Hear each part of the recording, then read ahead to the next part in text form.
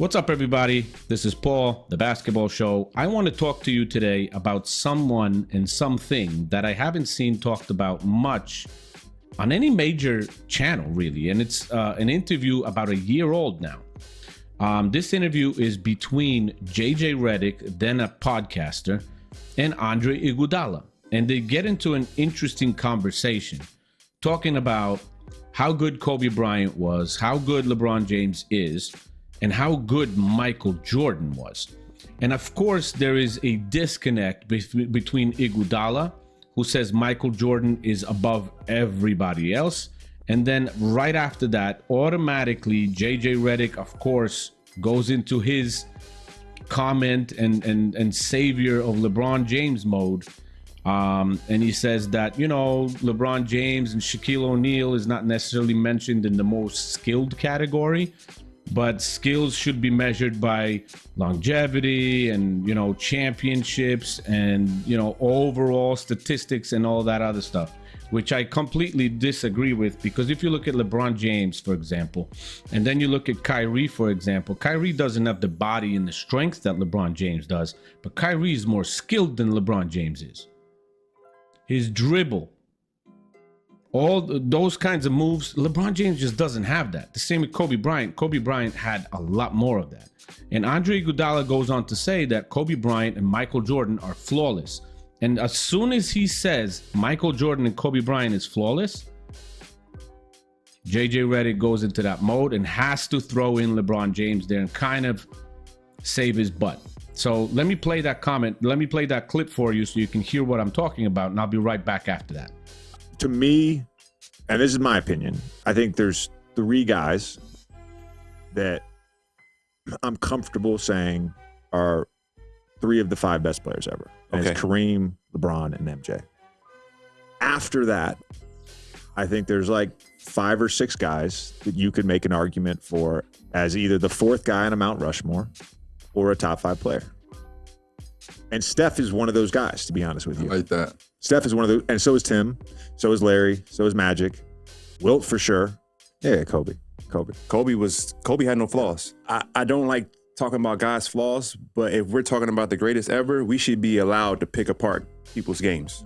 Mm-hmm. That's all I'm saying. You can't have any flaws. And so if you name each guy, you have to say he didn't have a flaw. Well, I think the counterpoint to your thing is, I think what you're talking about is a player. And I'm talking about the player plus the resume, plus the career, plus the era. I think era does matter. Yes. I think era certainly matters. Yes. I'm not making a case for George Mikan here. Okay. But I think the resume is adds to the skill set. When we talk about skills, I think a lot of times it comes down to this guy can put on a show dribbling the basketball and make tough shots, right? I think that's generally speaking what we talk about with skills. Because everybody, when they talk about the most skilled players, the same guys always get brought up. It's Kyrie, it's Kobe, maybe Kevin Durant's in there. They don't talk about LeBron. They don't talk about Shaq, because to them, the best player is based on aesthetics, not necessarily performance and effectiveness. I would say, and aesthetics, and that's where I think there's like this really blurry gray area when we talk about all these things, like who is the most skilled, who's the best player, who's got the best career. Like, you have to factor in all this stuff, because when we talk about the best career, like the best resume, well, the era matters in that. The era matters. What's the criteria on a resume? Is it championships? Is it MVPs? I don't subscribe to ring culture, but I think the rings are important in the conversation, but they're not the be all and end all in the conversation. I'm 100% agree with you on that one. I'm not a ring culture guy, but I benefited from that. Like, I know I have a lot of flaws, and we were talking about, I think there should be tiers of the Hall of Fame. I love that. Because you want to be in the tier 3. Yeah, I'm not a Hall of Famer. If you ask me. Yes. I'm like, man, no. Like, those guys they had no flaws. And I think I was good. But no. You were awesome. You were awesome. But like Kobe, like LeBron, come on, man. I can't do that. And a lot of us can't do that. And so it's like how they have to be in their own like different world. And then MJ should be in his different world. That's how good MJ was. And so I think I've been wanting to say this. I say it, but it's not received well. If Kobe was that good, if LeBron is this good, if Kareem was that good, if Tim Duncan was that good, imagine how, like what I just said about Larry Bird. Like, Larry Bird is white. He was this good that I'm saying that he's this good. That's how good he was. That's how good Michael Jordan is or was. That it's not even close. Like, I don't think we understand when we see what MJ was doing. He was the most competitive player out there. Like, he had a heat culture before the heat culture. Like, he was ready to. His flaws that we saw was that everything turned into a competition. So you saw JJ Redick get upset when Andre Iguodala said that the best players cannot have any flaws. And first thing I'm going to say is LeBron's game has multiple flaws. He doesn't really have a great handle. His flaw is free throws. He has been on the line in games in the past where he literally lost the game by missing free throws. He has issues shooting free throws, especially under pressure. He's improved upon it a little bit, but he's not where Mike was and not where Kobe was. Nowhere near that. Then if you even do a poll for people and they would have to make a decision, if you have a last second shot, who would you give the basketball to? And you have three players. You got Michael Jordan, Kobe Bryant, LeBron James. Every single poll that you would do, LeBron James would come in last. There's no question. There's no question LeBron James will come in last. The least amount of trust is for LeBron James in those kinds of situations. Now, then you see JJ Redick kind of pivot a little bit because he says, first, if people think that the most skilled player is somebody like Kyrie who can, put on a show with his dribble or whatever. And then he doesn't say the most skilled, but he says the best player for people. So he switches up.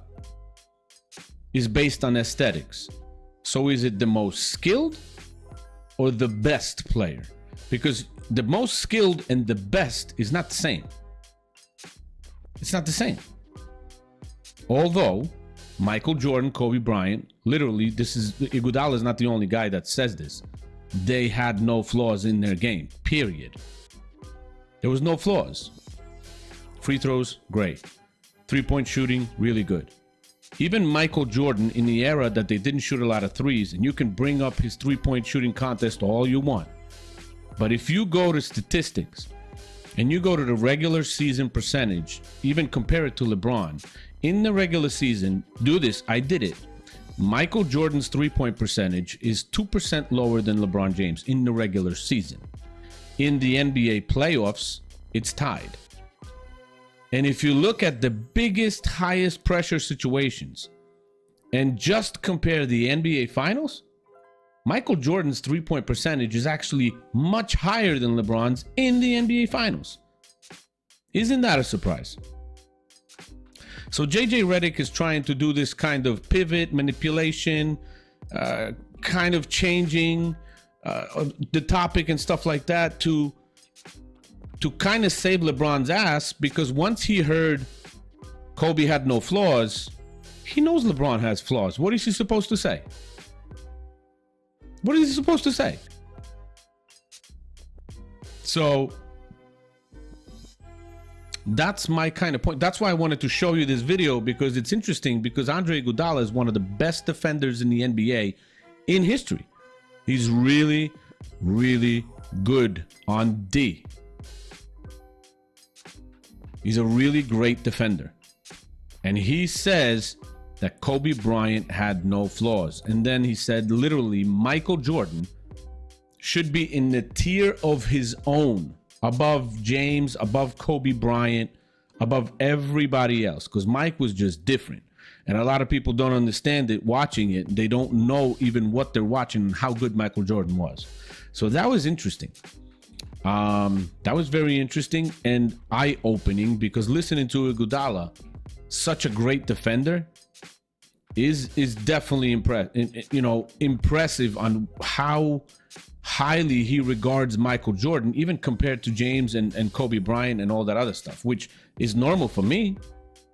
But for guys like JJ Redick, that's just like black magic. He can't stand it.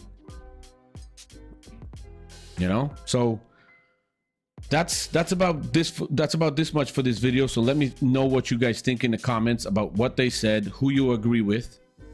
And I'll see you in the next video. Like it, share it, subscribe to the channel, and let's keep this growing. All right. Thank you guys for watching. Bye-bye.